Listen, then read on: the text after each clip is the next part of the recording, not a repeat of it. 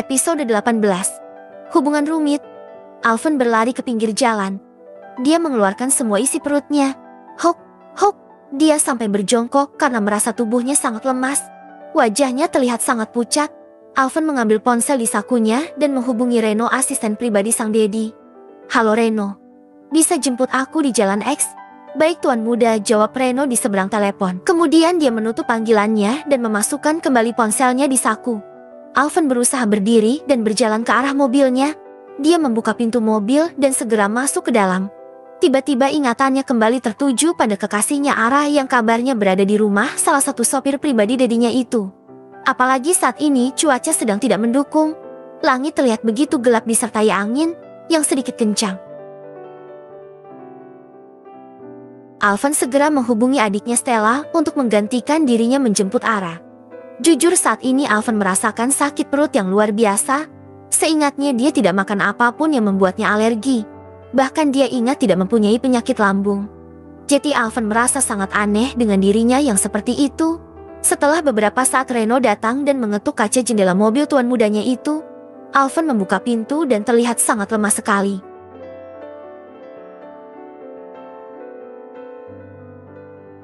Tuan Muda Alvan, apa Anda baik-baik saja? Tanya Reno panik. Alvan tidak menjawab pertanyaan Reno. Dia hanya bisa menggeleng karena saat ini perutnya berasa mual kembali. Aku ingin muntah, lirih Alvan sambil memegang perutnya.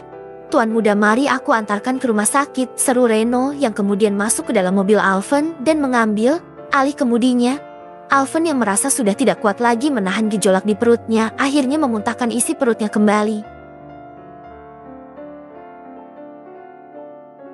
Ya Tuhan Bos Alvan, ada apa denganmu? Seru Reno khawatir melihat kondisi putra majikannya yang seperti itu. Sedangkan di sisi lain, Ara yang sudah sampai di sebuah perumahan yang cukup besar, tapi terlihat sangat rapi. Ya dia dan Anton baru saja sampai saat tiba-tiba hujan turun dengan sangat deras. Ara membuka pintu mobil dan berlari menuju rumah di depannya itu. Anton, yang juga ikut berlari menuju rumahnya, kemudian masuk dan berbicara dengan seseorang di dalam rumah. Ara memandang langit yang begitu hitam disertai hujan yang sangat deras.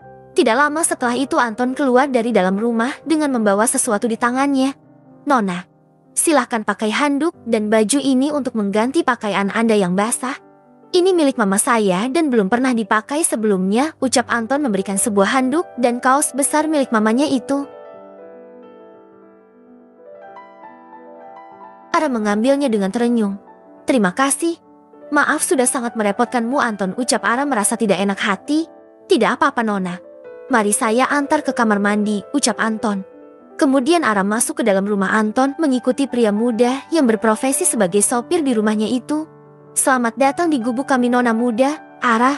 Maaf kalau rumah kami berantakan dan sangat sempit, ucap seorang wanita parubaya. Ara memandang wanita yang sangat ramah itu dengan tersenyum.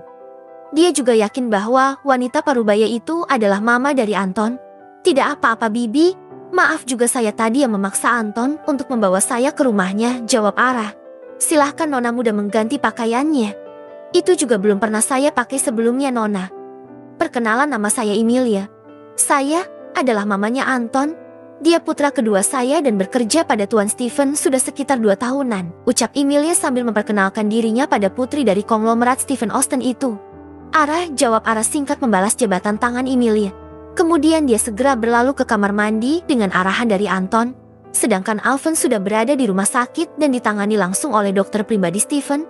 Stephanie yang saat itu sedang keluar dari dalam ruang rawatnya melihat Alvan yang duduk di kursi roda dengan wajah yang terlihat pucat. Ada beberapa pengawal yang berada di belakangnya. Reno sudah menelepon bos besarnya bahwa Alvan masuk rumah sakit. Apa Alvan sakit? Sepertinya pagi tadi dia masih terlihat sehat-sehat saja, gumam Stephanie. Tentu saja dia sangat penasaran dengan keadaan Alvan yang seperti itu. Dengan langkah yang masih sedikit tertatih dan membawa selang infus di tangannya, Stephanie berjalan mengikuti kemana Alvan dibawa. Stephanie, mau kemana kamu? Seru seorang pria yang tidak lain adalah papa dari wanita itu. Wanita itu berhenti dan menoleh ke arah suara papanya yang memanggil.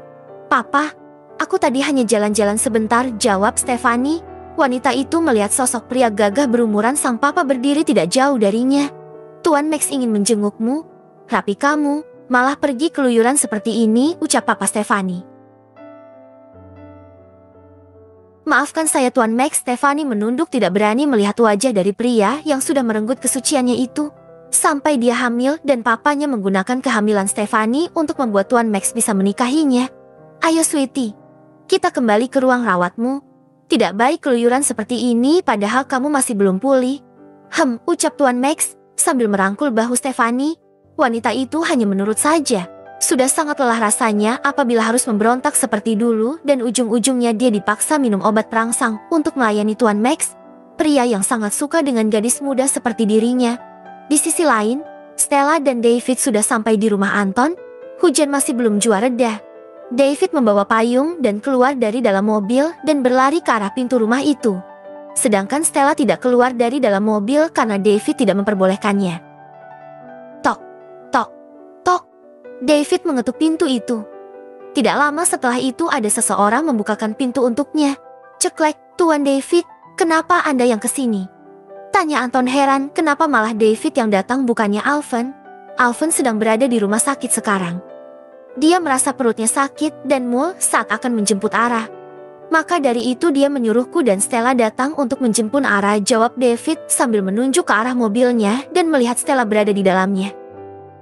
David, kenapa kamu bisa berada di sini? Seru Ara dari dalam rumah Anton ketika melihat David di ambang pintu. Ara, aku mau membicarakan sesuatu padamu, ucap David kemudian berjalan ke arah Ara. Mau bicara apa David? Tanya Ara. Pulanglah. Alvin masuk ke rumah sakit. Jawab pria itu serius. Ara melotot tidak percaya mendengar ucapan calon kakaknya itu. Kamu tidak bohong kan? Tanya Ara serius. Tentu saja aku serius, jawab pria itu. Iya Nona, sebaiknya Anda pulang dulu, ucap Anton yang membuat Ara dan David menatapnya. Apa kamu yang bernama Anton? Tanya David pada pria muda itu. Iya Tuan. Tolong jangan pecat saya, jawab Anton menunduk. Dia sungguh merasa takut apabila Stephen memecatnya karena telah lancang membawa putri angkatnya pulang ke rumah. Bersambung.